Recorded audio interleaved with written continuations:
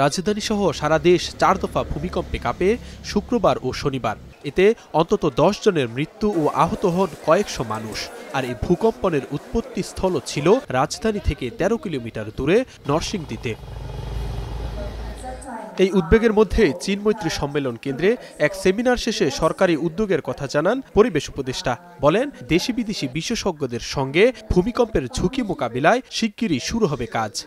বেশ কয়েক বছর যাবতই কিন্তু আমাদেরকে সতর্কবার্তা প্রকৃতি দিয়ে যাচ্ছে যে তোমরা প্রস্তুত হও, কিন্তু আমরা আসলে সে অর্থে প্রস্তুতিটা নিইনি। গত পরশুদিন যে ঘটনাটা ঘটলো, তারপরে এখন হচ্ছে সর্বোচ্চ সময়ে আমরা পৌঁছে গেছি যেখানে আমাদের দ্রুততার সাথে দেশি বলেন বিদেশি বলেন বিশেষজ্ঞদের সাথে বসে আমরা আসলে ঝুঁকি কেমন করে অ্যাসেস করব এবং ঝুঁকি নিরূপণে কি কাজ করব সেটা করে ফেলতে হবে।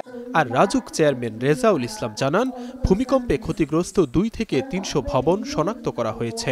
আমাদেরকে কিছু বিল্ডিং রাখাই যাবে না, যেটা রাখলে জান মালের ক্ষতি হবে। যারা ওই বাড়িতে বাস করে তাদের জন্য ক্ষতি হবে, যারা পার্শ্ববর্তী বাড়ি তাদের ক্ষতি হবে, ওই এলাকায় যারা চলাচল করে তাদের ক্ষতি হবে। কাজেই সেই বাড়িগুলো আমাদের ডেমোলিশ করতে হবে। আমরা সেই বাড়িগুলো চিহ্নিত করার চেষ্টা করতেছি যে কোনগুলো ভাঙতে হবে আর কোনগুলোকে একটা রেট্রোফিটিংয়ের মধ্যে নিয়ে এসে এগুলোকে চালু রাখা সম্ভব, রিস্ক ফ্রি করা যাবে। এই কাজগুলো আমরা করতে চাই। পুরান ঢাকায় নিয়ম মেনে ভবন নির্মাণ হয়নি বলে তা সবসময় ঝুঁকিপূর্ণ বলেও জানান রাজুক চেয়ারম্যান। কিন্তু আমি রিস্ক ভাই আমার কথা জিসান আহমেদ, স্টার নিউজ, ঢাকা।